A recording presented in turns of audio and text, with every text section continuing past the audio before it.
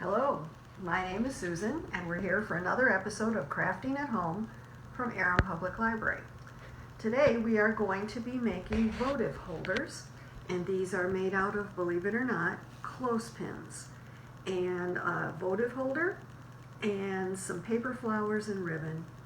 So we're going to go ahead and get started. Our supplies today are pretty simple if unusual. We have regular spring clothespins. These are regular size, not the craft size. And we spray painted these. Now I know it doesn't look like it because we chose a very light color. This is, I believe, ivory or cream. And we just used Krylon spray paint. Now I looked at a couple of videos on YouTube about dyeing clothespins, and this seemed like an easier option for us. So we just put them on newspaper, just kind of like that, and just spray painted them. Now, we only sprayed one side. For the next clothespin project that we're going to be doing later in September, both sides are painted. The next supply we need is a tuna fish can. Now, this is the small size, not the big family size, but the small size. We cut the lid off, and it is spray painted, same color, inside and outside. We're going to be using some paper flowers. Now I know that I've used plastic flowers a lot, but we're going to use paper flowers. They come usually in a collection like this. This happens to be from Hobby Lobby, but the reason I wanted this is because the back is absolutely flat, so that when we go to hot glue it onto the clothespin, it will lay flat and you won't have that big plastic knob in the back. We also have just a tiny bit of ribbon, enough to go around the can. Our only tools today, a pair of scissors and a hot glue gun. So we're going to go ahead and get started. Now the reason you want to use a tuna fish can is if you take the clothespin and if you clip it to the can and bring it all the way up to the hinge, it's perfect. It looks like it's going to sit on the table, but actually it doesn't ever reach the table, which is why I wanted to spray the can as well. So all we're going to do is we're going to put these clothespins all the way around, and I put them kind of tight next to each other, so you're just lining them up. And because they're not glued down, you do have the ability to move them. Now this is roughly, what I have right here is 21 clothespins. On the sample that I showed you earlier, that actually held 19 clothespins. I guess it depends on the size of the hinge and how you put the clothespin on there.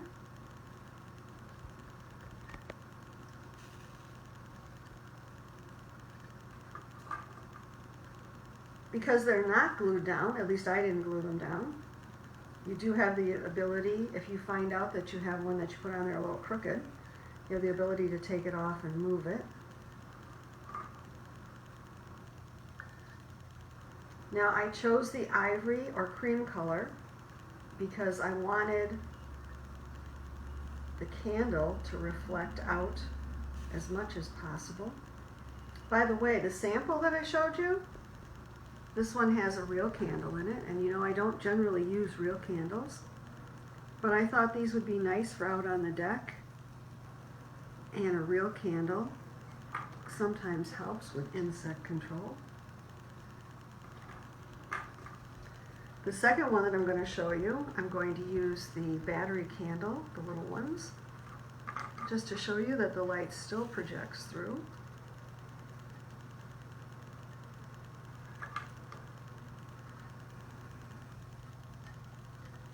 The other thing I noticed, two things I noticed when we did these.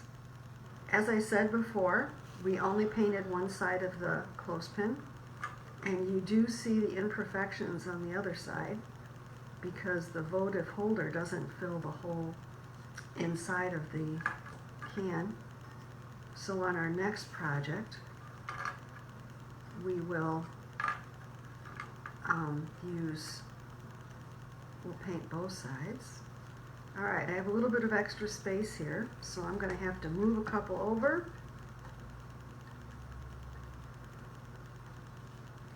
You have the option to move them over or work with the smaller space. Oh, that's not going to work. Okay, so we're just going to move them the other way. guy got crooked in the process. So what we're going to do is we're just going to give him a little extra space in between.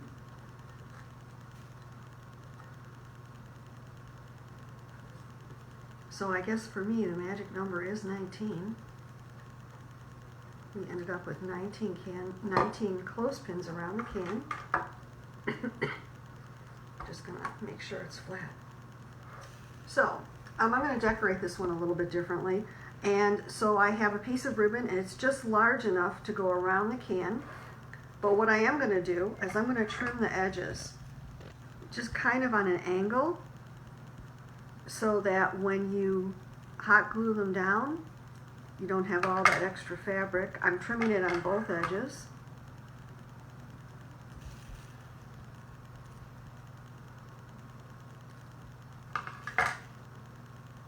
Now all I'm going to do is I'm going to take the ribbon and I am going to lay it, center it, right over the hinges.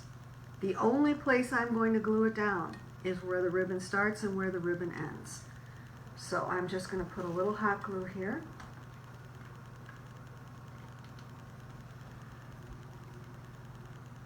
Just a little bit. I don't need a lot.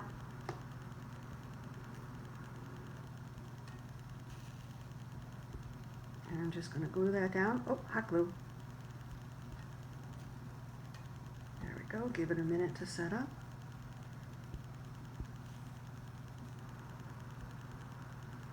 Then I'm going to bring the other one around. Check and make sure that it's kind of centered there, kind of tight. And you'll notice that I didn't secure the clothespins. I don't think I need to do that. This is not something that's going to get handled a lot. So I am just using the ribbon pulled tightly. Whoops, there we go. Try that. Okay, I'm going to put another layer of hot glue right there. And I'm going to pull the ribbon over that tight. Hold it down. That's it.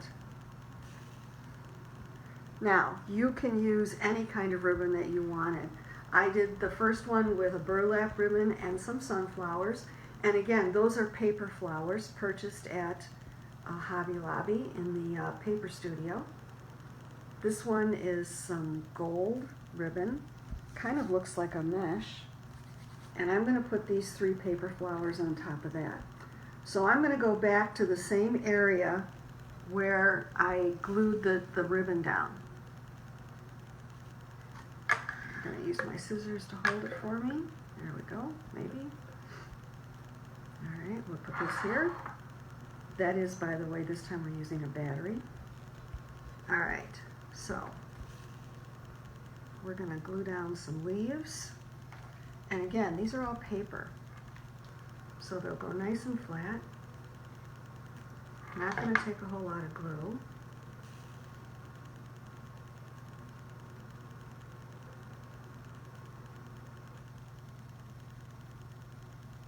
All right, now I'm going to add a layer of this.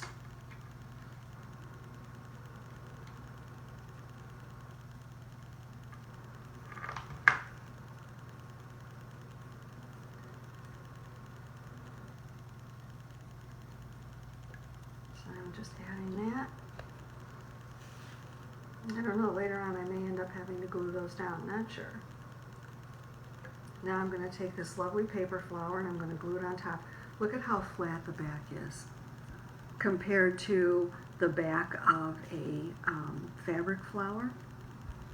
And we're going to glue that there.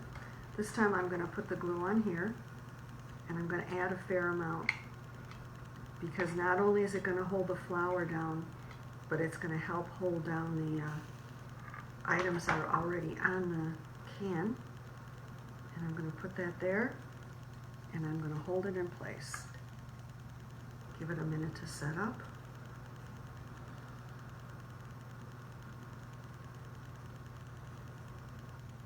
And again, all these projects are things that I've seen on YouTube. I've also seen on Pinterest.